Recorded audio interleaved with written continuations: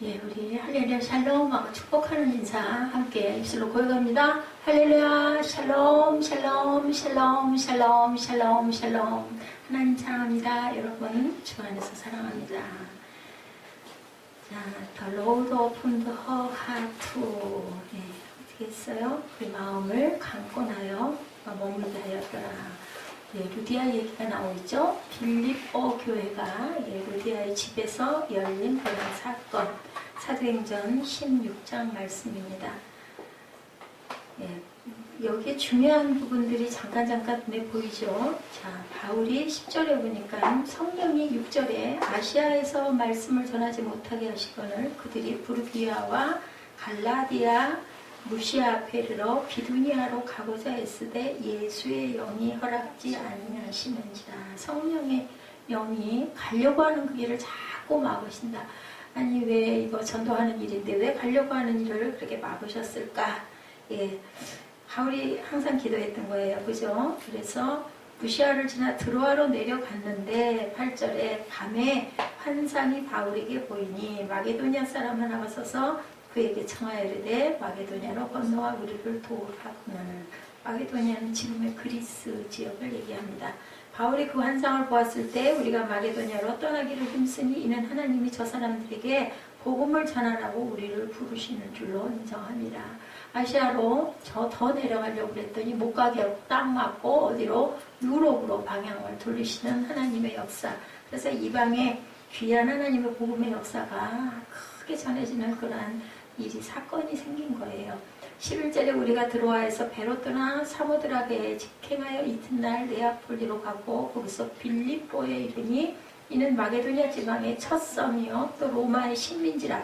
이 성에서 수일을 유하다가 안식일이 됐는데 그만 회당이 없어요. 그곳에는. 그러니 다들 기도하고 항상 어디든 찾아가며 회당에 가서 예배를 드리고 기도를 했는데 바울이 예배하고 기도할 곳이 없어서 강가로 나가죠. 거기 모여 앉아있는 여자들이 일하고 있는 말하는데 14절입니다. 두아디라시아사시에서는 자색 옷감 장사로서 하나님을 섬기는 누디아라 하는 한 여자가 말을 듣고 있을 때 주께서 그 마음을 열어 바울의 말을 따르게 하신지라. 루디아라는 무역을 하는 무역상이에요. 여성인데 옷감 장사다. 예, 지금으로 보면은 그죠? 옷을 팔고 그것을 짜고 하는 그러한 일을 하는 그러한 무역을 하는 여자인데 거기도 보니까 주께서 그 마음을 열었다. 예, 사람이 연 게 아니에요. 바울이 연 게 아니라 하나님께서 그 마음에 감동을 줘서 바울의 말을 따르게 하셨다라고 이렇게 합니다. 그래서 그와 그 집이 다 세례를 받고 예, 우리에게 청하여 이르되 만일 나를 주 믿는 자로 알거든 내 집에 들어와 유하라고 감고 나여 머물게 하니라. The opened her heart to. 예, 이 제목을 저는 감동이 가서 제목을 한번 적어봤습니다. 그 마음을 감고 나였다. 누가? 하나님께서. 성령의 역사. 예, 구원의 역사, 선교의 역사는 모두 다 사람이 하는 것이 아니라 하나님께서 하신 것이다. 우리가 예, 지난주 금요일부터, 지난 금요일이죠. 엊그저께 금요일부터 이제 히브리서가 끝나고 갈라디아서를 강해를 하면서 놀란 사건은 갈라디아서에 나온 내용들이 이 사도행전 15장, 13장부터 15, 16장에 있는 그러한 그 내용의 해석을 부어주는 바울의 크게 아주 강하게 감동해서 말씀을 전하는 그런 내용이어서 우리가 성령의 역사다. 이거는 이하나 목사가 성령을 둘둘둘 잘 꿰서 알아가지고 순서를 탁탁 정해서 간 게 아니었는데 사실은 데살로니가 전서를 전해야 되겠다라고 얘기를 하고 상의를 했었던 일이 있었는데 정말 몰랐어요. 미국은 뭐 착각을 했는지 갈라디아서를 눈이 가가지고 갈라디아서 강의를 떡 잡아서 놓고 나중에 생각하니까 데살로니가 전서를 한다 했는데 왜 갈라디아서 강의를 여기를 잡아놨을까. 그리고 그 내용을 깊이 꼼꼼하게 읽다 보니까 우리가 지금 가고 있는 사도행전에 대한 이해를 구하는 그런 내용이어서 하나님께서 오죽이나 불쌍하시냐 이렇게 알게 해주셨다라고 제가 간증을 했습니다. 무엇보다 우리가 알아야 할 사실은 선교가 왜 중요한가. 그것은 인류를 향한 하나님의 역사 자체가 그죠? 구원의 역사 그리고 선교의 역사예요. 우리를 구원하시고 구원하셨는데 저와 여러분만 구원하신 게 아니라 세상 어디까지, 땅 끝까지, 그죠? 너와 내 증인이 되라고 사도행전 1장 8절에서 말씀하시죠. 이것이 바로 하나님의 역사, 하나님의 목적, 모든 사람에게. 오늘 새벽 예배에서도 있었죠. 왜요? 오래 참고 계신다 그래요. 왜 오래 참냐 했더니 그 모든 자들을 다 구원하시려고 돌아오기까지 기다리고 계신다. 그래서 이방인의 충만한 숫자라고 그렇게 성경에는 해석이 되어져 있습니다. 그 모두가 다 돌아오게 하려고. 예, 이것이 역사를 얘기할 때 우리 영어로 뭐라 그래요? 역사? 히스토리 하잖아요. 그게 바로 그분의 역사, 히스 스토리입니다. 하나님의 역사가 바로 이 선교다, 그리고 전도다라는 얘기죠. 인류 역사는 하나님의 역사라는 거죠. 그것은 곧 구원의 역사고 선교의 역사. 인류의 역사는 이꼴 하나님의 역사고 그것은 바로 이꼴 구원의 역사고 그리고 또한 모든 사람들에게 다 하나님의 나라를 증거하고 너희는 하나님의 백성이다. 그래서 내가 너를 낳았으니 너는 내 증인이 되라. 증인이 되면 우리 어떻게 해요? 사람들에게 막 얘기하잖아요. 어우, 내가 이런 일이 있었어. 이런 증인의 사명을 다하라고 저와 여러분을 각자의 모습대로 부르셨다. 오늘 새벽 예배의 말씀도 그거였죠? 예, 열 사람의 종에게 각각 한 문화씩 나눠줬더니 어떤 사람은 10문화를 남기고 어떤 사람은 5문화를 남겼는데 한 종은 어떻게 써요? 그걸 수건에다 가만히 쌌다가 주인에게 줘서 너는 악한 종이다. 네 것 뺏어서 10문화짜리에게 나눠줘라. 라는 역사, 버림을 받는 거죠. 왜냐하면 순종하지 않았기 때문에. 이 선교의 역사도 구원의 역사도 순종의 역사라는 거. 우리에게 성공하기를 원하시지 않고 뭐하기를 성실하기를 원하시는 하나님이다.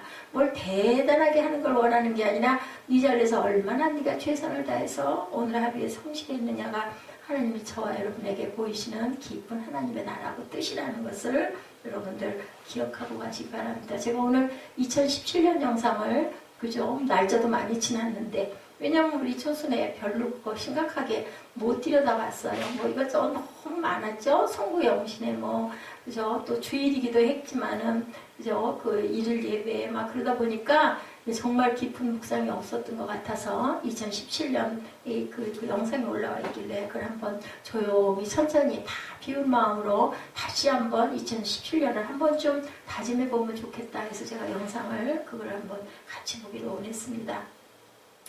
많은 사람들이 역사나 정치나 경제나 문화사 등을 보는데 그 모든 것들의 핵심이 바로 하나님의 역사다. 이게 오늘 말씀의 키포인트입니다. 아담 이후에 모든 인간이 하나님을 배반하죠. 죄 가운데 살다가 영원한 죽을 수밖에 없는 운명에 떨어졌을 때 하나님께서 우리를 저와 여러분을 불쌍히 여기셔서 독생자 아들을 보내주시죠. 그래서 우리가 해야 할 부분 뭐라고요? 우리가 할 게 있어요. 우리에게 주신 각자 개개인에게 주신 너희들의 결단, 너희들이 해야 돼. 뭐예요? 믿기만 하면 아무 이유 없어요. 아무런 거 없어. 무슨 특별히 선행을 하라는 얘기 없으세요. 믿기만 하면 너희에게 뭘 주시겠다? 영생을. 그 믿음이 과연 무엇일까? 그죠? 예, 아까 그 동영상에 나오죠? 예, 그 크게 호텔을 했었으면 돈을 막 그저 찍는 기계가 될 정도였을 건데 카페를 운영했다. 그러면서도 하나님께서는 나에게 귀한 은혜와 축복을 주셨다고 감사하는 그런 마음, 그 마음을 하나님께서는 보신다.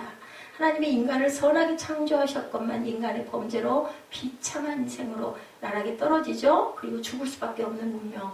처음에는 하나님께서 죽음을 주시지 않았어요. 근데 우리 마음에 사단이 들어오면서 죽음이라는 게 생긴 거죠. 그래서 사단의 역사는 죽이는 것, 하나님의 역사는 살리는 것이다.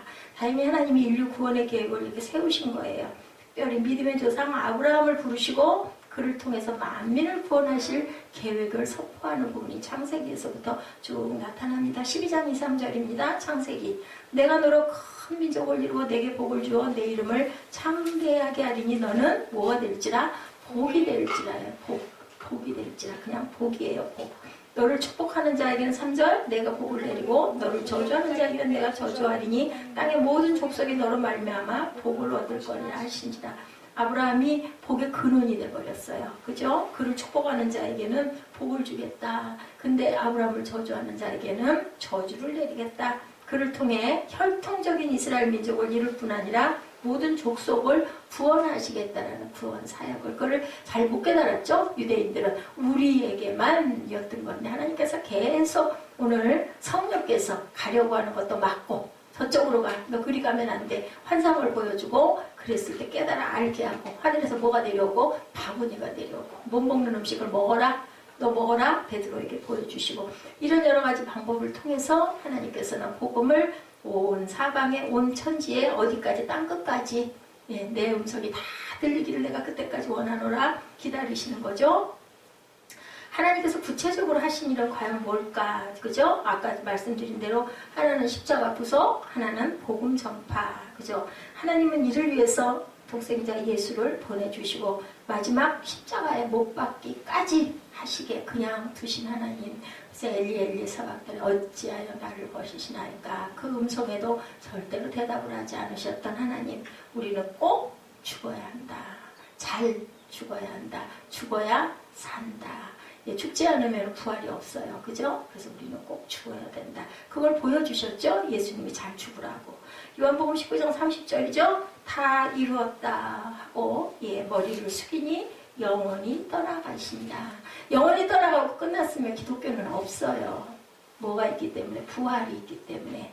우리도 영원히 떠나가고 나면 하나님께서는 우리에게 부활을 주신다라는 약속을 하고 계시죠? 다 이루었다라는 말은요. 영어 성경은 구속사역을 마쳤다는 의미로 It is finished 하고 이렇게 결론이 내려집니다. 원문 헬라어 단어 텔레스타이예요. 본래 상업용으로 완불했다, paid off, paid in full 이라는 뜻을 갖고 있어요. 다 이루었다. 다 지불했다는 거 우리의 모든 죄를 하나님이 예수를 통해서 다 지불했기 때문에 우리가 항상 기도할 때 예수님 이름으로 기도합니다.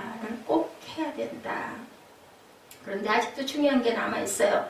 아무리 예수님이 구속사역을 완성하셨지만 개개인들이 그 복음을 듣고 믿음으로 반응하지 않으면 구원을 못 받는다. 듣지 못하면. 그래서 그 말씀 있죠? 로마서 10장 13, 14절에 말씀합니다. 누구든지 주의 이름을 부르는 자는 구원을 받으리라. 그런즉 그들이 믿지 않는 일을 어떻게 부르겠느냐. 그리고 듣지 못하는 일을 어찌 믿으리요. 그죠? 전파하는 자가 없이 어찌 들리리요. 그래서 우리는 들어야 되고 그 들음을 위해서 전파할 수 있는 전파자들이 있어야 되는데 이것이 바로 하나님의 역사의 중점이라는 거죠. 주의 이름을 부르는 것은 신앙 고백을 의미하죠. 복음을 듣고 믿고 믿음을 고백하면 구원받는다. 복음 전도 선교가 없으면 들을 수도 없고 믿을 수도 없고 결국 구원받을 수도 없다. 그러니까 십자가 없이는 구원이 없다라는 거 로크로스 노 설베이션입니다. 그래서 십자가가 꼭 있어야 구원을 이룰 수 있다는 거죠. 선교가 없어도 구원이 없는 거다. No mission, no salvation. 그렇기 때문에 예수께서는 공생애 가운데 주력하신 일 뭐 하셨어요? 제자 훈련. 왜? 내가 간 다음에 너희들이 하나님의 나라를 증거하고 전해야 되니까 제자를 훈련시키셨죠. 만약에 십자가만 지시기 원했다면 3년 반이라는 그런 그 공생의 기간이 필요가 없었어요. 뭐 한 일주일이나 열흘이나 그죠? 십자가 지시기 위해서는 금방 할 수 있는데 예수님의 십자가 부활 후 승천하실 때 마지막 당부하신 말씀이 뭐예요? 예수님의 지상명령 마태복음 28장 18절에서 20절이죠. 여러분들 잘 아시죠? 예수께서 나와 말씀하여 이르시되 하늘과 땅의 모든 권세를 내가 네게 주겠으니 그러므로 너희는 가서 모든 민족을 제자로 삼아 아버지와 아들과 성령의 이름으로 세례를 베풀고 20절입니다. 내가 너에게 분부한 모든 것을 가르쳐 지키게 하라. 볼지어다 내가 세상 끝날까지 너희와 항상 함께 있으리라. 항상 함께 있다는 뜻이 뭐예요? 임마누엘이세요. 임마누엘. 예수라는 뜻이 뭐라고요? 구원자. 그래서 그 시대에는 예수라는 이름들이 참 많았다. 호세아도 구원자라는 이름을 갖고 있습니다. 같은 뜻입니다. 그래서 사도행전 1장 8절이죠. 오직 성령이 너에게 임하시면 너희가 권능을 받고 예루살렘과 온 유대와 사마리아와 땅끝까지 이르러 내 증인이 되리라. 뭐가 임하시면? 성령이 임하시면. 바울에게도 성령께서 강권하여서 가려고 하는 곳을 못 가서 다른 곳으로 가게 하셨다고 그러죠. 그래서 보니까 사도행전 8장 1절에 1장 8절이 아니라 8장 1절에 사울은 그가 죽임당함을 마땅히 여기더라. 그날이 예루살렘에 있는 교회에 큰 박해가 있어 사도회에는 다 유대와 사마리아 모든 땅으로 흩어지게 하셨다. 유대인들끼리만 바글바글 거기서 믿어야 되고 이방인은 필요 없고 막 이렇게 하니까 어떻게 했어요? 강권에서 흩어져 버리게 박해를 통해서 끝까지 온 사방으로 사마리아 모든 땅으로 흩어져서 복음을 증거하고 전파하게 함으로 인하여 유럽의 전역에 뭐가 세워졌어요? 교회들이 세워지는 초대교회 역사가 일어났다. 이렇게 해서 예루살렘의 경계를 넘어 세계 각채로 복음이 확산되는 사건을 만드시는 하나님의 그저 선교 사역의 목적이십니다. 땅끝까지. 하나님은 반드시 선교의 역사를 완수해 주시고 마태복음 24장에 말세의 복음의 말씀을 하고 있습니다. 24장 14절이죠. 이 천국 복음이 모든 민족에게 증언되기 위하여 온 세상에 전파되리라. 그제야 끝이 오리라. 선교의 과업이 완수되기 전까지는 예수님의 재림이 이루어지지 않고 인류의 역사가 종말을 절대로 고하지 않는다라고 증거하고 있습니다. 계시록 7장 9절에서 10절입니다. 이 일 후에 내가 보니 각 나라와 족속과 백성과 방언에서 아무도 능히 셀 수 없는 큰 무리가 나와 흰옷을 입고 손에 종려가지를 들고 보좌 앞과 어린 양 앞에 서서 큰 소리로 외쳐 이르되 구원하심이 보좌에 앉으신 우리 하나님과 어린 양에게 있도다. 예, 여기서 흰옷 입은 큰 무리는 십자가 대속의 피로 의로워진 백성들이 하나님과 어린 양 예수를 찬송하는 장엄한 광경이다. 구원받은 자들은 어떻게 해야 무슨 옷을 입어요? 흰옷을 입는다라는 얘기를 하죠. 세상에서 절대로 실패하지 않는 사업 한 가지는 바로 선교사업이다 이렇게 얘기합니다. 실패라는 게 뭐 무슨 돈을 많이 번다는 게 아니죠. 그것을 함으로 많은 열매가 거쳐진다. 누가 하기 때문에? 하나님께서 하시기 때문에. 누구를 통해서? 성령을 통해서 하시기 때문에 직접 하시는 거죠. 선교는 인간이 하는 게 아니라 하나님이. 그래서 뭐라 그랬어요? 갈라디아서 1장 1절에 하나님께서 직접 내게 알려주셨다라고 얘기하죠. 사람들에게서 난 것도 아니요, 사람으로 말미암은 것도 아니요, 오직 예수 그리스도와 그를 죽은 자 가운데 살리신 하나님 아버지로 말미암아 뭐가 됐다? 나는 사도가 됐다. 사도된 바울은, 사도는 예수님 시절에 제자들이 사도다, 바울은 사도가 아니다 이런 음성들이 많다 보니까 항상 에베소서에도 그렇고 고린도전서 1장 1절에도 그렇고 나 사도된 바울은 했는데 급하니까 갈라디아서 1장 1절에는 사람에게서 난 것도 아니고 사람으로 말미암은 것도 아니요 오직 예수 그리스도와 그를 죽은 자 가운데 살리신 하나님 아버지께서 나를 이렇게 세웠다라고 고백을 합니다. 함께 있는 모든 형제와 더불어 갈라디아 여러 교회들에게 우리 하나님 아버지와 주 예수 그리스도로부터 은혜와 평강이 있기를 원하노라. 그리고 5절에 그러죠? 영광이 그에게 세세토록 있을지어다. 갈라디아서 1장 1절에서 5절 내용입니다. 바울의 고백입니다. 먼저 배경을 보면 바울의 2차 선교 여행 당시다. 이때는 사도행전 16장은 바울은 본래 사울이라는 이름이죠. 예수 믿는 사람들 핍박하던 자였죠. 사도행전 9장에 보면 다메섹 도상에서 부활하신 예수의 빛을 만나고 눈에 그저 꺼풀이 씌워지면서 그것이 열림으로 다시 새로운 사람이 됐다. 그 후에 1, 2, 3차 세계 선교 여행 그리고 로마 선교 여행을 하게 되는데 사도행전 13장 이후에 기록들이 이렇게 그 중에 나와 있죠. 오늘 15장 36절에서 18장 22절까지 세계 선교 2차 선교 여행이 나타나고 그때는 AD 그죠? 아노 도미노죠. 49년에서 52년 사이에 일어난 일이다. 자, 제1차 선교 여행 중에 복음을 전했던 아시아 지역에서 다시 복음을 전하려고 했는데 그런데 바로 이런 이상한 일이 벌어지죠. 그 이유를 보니 하나님이 성령을 통해서 막으셨다는 걸 깨달았다. 그때는 몰랐던 거예요. 저희들 그럴 때 있잖아요. 아무리 해도 안 돼. 아무리 해도 그게 해결이 안 돼. 나중에 돌아보니까 그 하나님께서 나에게 깨달아 얼마나 미련하면 성령께서 저를 그렇게 끌고 다니신다니까요. 저도 그걸 느낍니다. 그때는 몰라요. 나중에 보니까 어머 그래서 그랬어 이러죠. 우리 역사가 항상 그러죠. 그래서 어떤 사람들도 영웅도 그죠 세월이 지나면서 영웅이 태어난다 그러죠. 6절에 성령이 아시아에서 말씀을 전하게 못하게 하시거늘 7절에 무시아 앞에 이르러 비두니아로 가고자 애쓰되 예수의 영 성령이죠 허락하지 아니하시는지라. 이쯤 되니까 바울이 고민에 빠졌어요.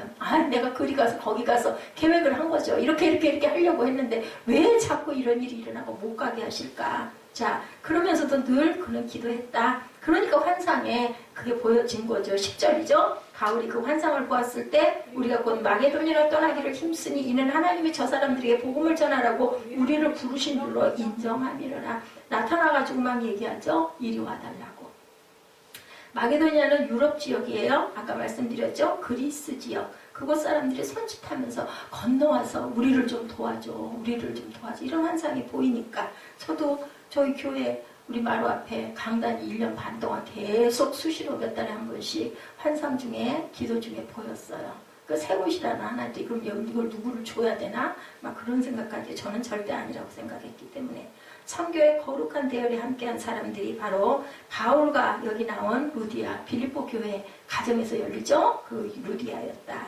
자, 바울 일행이 들어와 한국에서 떠나 빌립보까지 가죠. 빌립보는 마게도니아 지역의 관문 도시다. 굉장히 중심적인 도시였다. 거기서 도착해서 안식일이 됐는데 기도하고 싶은데 갈 곳이 없는 거예요. 왜냐하면 회당이 없기 때문에. 그래서 강가로 나갔다가 루디아라는 여인, 이것도 누가 하셨을까요? 성령께서 하셨죠. 거기다 교회 세우라고. 그래서 그 마음을 움직였다라고 하죠. 바울이 전한 십자가 복음을 듣고 변화가 됩니다. 특히 루디아의 모습이 14절에서 15절에 나타나죠. 두아디라 시에 있는 자색 옷감 장사, 하나님을 섬기는 루디아라는 한 여자가, 이 사람은요 구약밖에 모르는 사람이었어요. 예수가 있는 거 몰랐어요. 하나님을 섬기는 자라고 나오죠. 그 마음을 열어 바울의 말을 따르게 하신지라. 그와 그 집이 다 세례를 받고 우리에게 청하이르되 나를 주 믿는 자로 알거든 내 집에 들어와 유하라고 강권하여 머물게 하니라. 그래서 제목이 강권하여 머물게 하니라입니다. 이렇게 해서 여성 실업가였던 루디아와 그 가족들이 회심하죠. 모두 다 뭐라 그래요? 너와 내 집이 구원을 받으리라 해서 너만 구원받는 게 아니라 네가 예수를 믿으면 너와 내 집이 구원을 받으리라. 그래서 거기에 교회가 세워져서 빌립보 교회의 출발이 이루어집니다. 예루살렘 교회는 어디라고요? 마가의 다락방이 교회였죠. 라오디게아 교회는 눈바의 집이었습니다. 골로새 교회는 빌레몬의 집, 에베소 교회는 프리스길라와 아굴라의 집, 빌립보 교회는 지금 나온 루디아의 집, 고린도 교회는 가요의 집이었다. 다 가정에서 교회가 출발한 것들이 우리 초대교회의 역사입니다. 그 빌립보에서 어떤 일이 벌어집니까? 바울이 귀신 들려 점치는 여종에게 귀신을 쫓아주는 사건이 이제 그 16절 후반부터 쭉 나타납니다. 그래가지고 어떻게 돼요? 고소당하죠? 장사를 못하게 생기니까. 그래서 바울하고 신라가 어떻게 해요? 옥에 갇히죠. 밤중에 옥에서 기도했다가 옥터가 움직이고 옥문이 열리는 사건. 간수들이 난 이제 죽었다 하고 자결하려고 했더니 우리 여기 있다. 너 죽지 마라. 그래서 또 그 가족이 또 구원받고 예수 믿는 세례를 받는 사건이 일어납니다. 그죠? 이것이 바로 하나님의 역사다. 거기도 또 교회가 또 세워지는 역사를 이렇게 성령께서 하시는 거죠. 바울이 추록한 후 루디아 집에 보인 교회의 모습이 사도행전 16장 40절에 기록되어 있어요. 두 사람이 옥에서 나와 루디아의 집에 들어가 형제들을 만나보고 위로하고 가니라. 이와 같이 빌립보 교회 멤버들이 계속해서 늘어나죠. 계속 교제하고 후원했던 사실들 어땠어요? 바울이 힘들 때 빌립보 교회에서 계속 그죠? 연보라고 그러죠? 해가지고 많은 그죠? 그 헌금을 전해주는 그런 역사. 그래서 바울이 아주 도움을 많이 받습니다. 이렇게 하나님께서 역사하신다. 자, 사도행전 28장 마지막 대목에 28장 30절에서 31절에 어떻게 말씀하고 계시나 우리 잠깐 볼까요? 바울이 온 이태를 자기 새집에 머물면서 자기에게 오는 사람을 다 영접하고 하나님의 나라를 전파하며 주 예수 그리스도에 관한 모든 것을 담대하게 거침없이 가르치더라. 자, 그죠? 인사가 없죠? 끝이 없어요. 사도행전은 뭐가 끝이 없는 게 앞으로 계속해서 니들이 사도행전을 써라. 저와 여러분들이 써야 할 그러한 사명을 갖고 있습니다. 바울은 결국은 그렇게 해서 죽지요. 로마에 가가지고 셋집에 거하다가 나중에는 거기서도 열심히 복음 전하다가 옥에 갇혀서도 열심히 복음 전하게 하시는 하나님. 그래서 내 인생의 역사는 하나님의 모든 그러한 그 역사 속에서 우리 인생들이 이루어진다는 걸 알아야 된다. 인류의 역사의 주류 메인스트림이라고 하죠. 구원의 역사와 선교의 역사라는 걸 저와 여러분들이 아셔야 된다는 거예요. 우리가 일상에 일어나는 모든 일들도 그죠? 예, 아까 우리 새벽 예배 때 하루가 예, 뭐 같다고 그랬어요? 하나님의 하루는 우리에게 천년이라고 그랬어요. 그렇기 때문에 하나님께서는 시간 가는 것에 대해서 별로 신경 안 쓰셔요. 우리만 목이 빠지게 기다릴 뿐이죠. 우리만 기도해놓고 이거 왜 안 이루어지냐고 막 할 뿐이지 하나님께서는 아니에요. 우리의 천년이 그 하나님에게는 그게 하루기 때문에. 시편 90편이죠. 10절 12절입니다. 우리의 연수가 70이요 강건하면 80이라도 그 연수의 자랑은 수고와 슬픔뿐이요 신속히 가니 우리가 날아가나이다. 우리에게 우리날 계수함을 가르치사 지혜로운 마음을 얻게 하소서. 세상에 살아있는 동안 저와 여러분들이 정말 그날 하루하루를 감사하면서 내게 주어진 것들에서 남에게 비교하지 말고 감사하면서 감사거리를 열심히 찾으면서 살아갈 때 하나님께서 우리에게 평강과 기쁨을 주신다는 것. 세월이 뭐같이 지나간다고요? 살같이 지나간다고 그랬습니다. 100세 시대라고 그러죠? 그런데도 그것도 또한 지금 뭐 우리들 막 100세 보험이 나오고 뭐 여러 가지 그런 것들이 많이 생겨요. 그죠? 노인 설계가 막 나오고 보니까 그렇더라고요. 근데 그것도 아마 한 20년쯤 지나가다 보면 이제 그냥 당연한 걸로 될 거예요. 그러면 뭐 60년 살고 다 살았다고 할 때나 80세까지 갈 때나 100세까지 할 때나 큰 차이가 없어요. 뭐 하는 거예요? 삶과 같이 지나가는 거예요. 날아가는 거예요. 하나님께서 우리에게 지혜의 마음을 주옵소서. 그런 지혜의 마음을 우리들이 받으면 어떻게 될까요? 일상 한순간 한순간이 너무 귀해요. 너무 감사하고 그리고 그 한순간에 우리가 얼마나 더 충실할까를 생각하게 된다. 하나님은 성공을 원하시는 게 아니라 뭐를 원한다고요? 성실을 원한다. 아까 열무나 그죠? 그 얘기가 바로 누가복음 얘기가 그 말씀입니다. 우리가 늘리는 거 내게 능력이 1달란트 가지고 하나밖에 못 늘리더라도 성실하는 걸 원하지 10달란트 무슨 열무나 해갖고 20무나 이 많은 것 성공하는 걸 원하시는 하나님이 아니시다라는 거예요. 우리에겐 다 각자에게 그릇이 있기 때문이죠. 하나님의 역사를 표시하는 선에 우리가 포함되느냐 그렇지 못하느냐가 예, 관건이다. 그게 뭐 선교사라고 꼭 뭐 아프리카를 보고 뭐 가고 뭐 잠비아를 가고 이런데 가라는 게 아니죠. 우리가 기도하고 작은 거라도 쪼개서 나누려고 하는 어려운 자들을 도우려고 하는 마음을 갖는 것도 선교다. 그리고 하나님의 믿음을 주변에 증거하는 것도 우리가 예, 선교다. 전도다고 얘기하죠. 가까운 지역은 전도다. 해외에 주로 나가는 건 선교다라고 합니다. 그래서 우리가 증인된 삶을 사는 게 가장 중요하다. 이렇게 살면 선교의 대열에 함께하는 세계를 품는 월드 크리스찬이 된다는 거예요. 요한일서 2장 15절에서 17절에 증거하죠.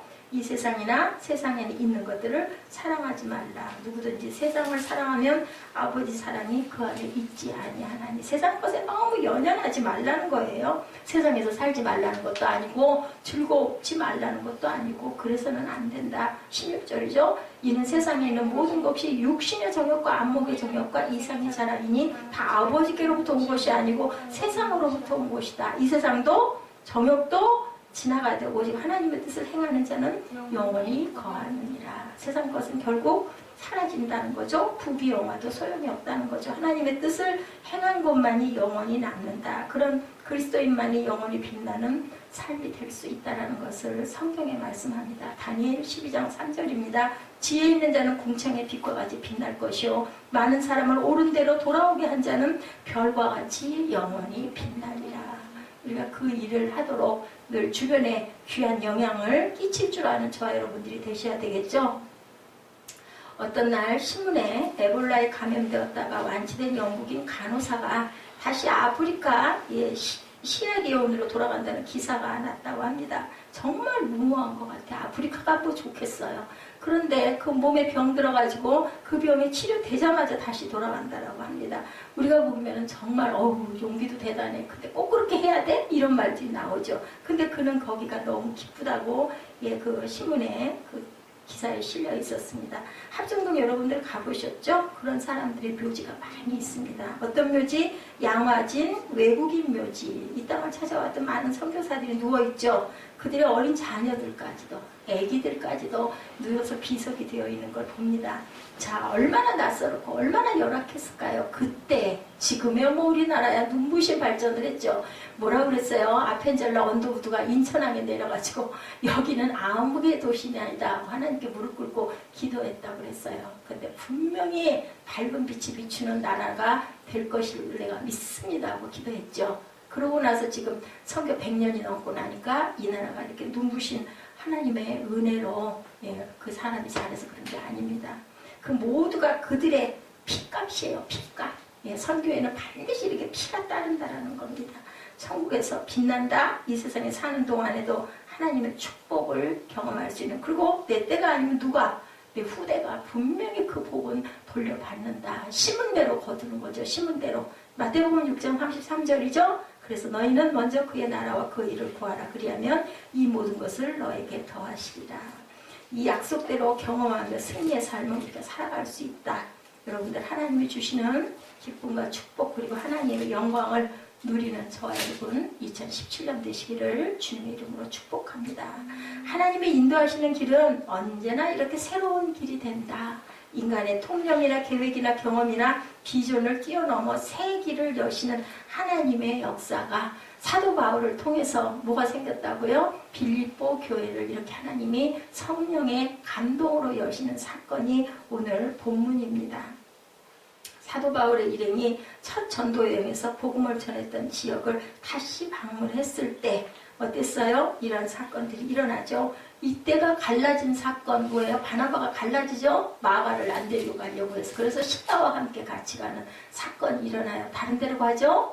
바나바와 마가는. 그래가지고 양쪽에 교회가 세워지는 역사를 또한 하나님은 이루셔요. 그래서 합력하여 뭐를 이룬다? 선을 이루신다라는 거죠. 바나바는 요한과 함께 어디로 와요? 키프로스 섬으로 내려가요. 바울은 새로운 동역자 실라와 함께 예전에 사역했던 다시 루스라 지역으로 가서 디모데를 만나죠. 이렇게 새로운 팀을 형성하게 하시는 하나님이다. 바울과 실라, 디모데라는 새로운 전도팀이 구성된 것은 하나님이 막힌 문 속에서 다시 새로운 문을 여신 거다. 성령께서 이렇게 막으셨을 때 막는 데는 분명한 이유가 있다는 것을 우리가 깨달아 알아야 된다는 거죠. 이러한 삶을 우리의 하나님께 순종하면서 살아가셔서 하나님의 귀한 축복을 받으시는 저와 여러분들이 되시기를 주님의 이름으로 축복합니다. 그냥 일어나는 일은 하나도 없습니다. 그래서 우리가 깨달아 알고 가야 할 거, 첫째 하나님의 말씀에 순종해야 된다.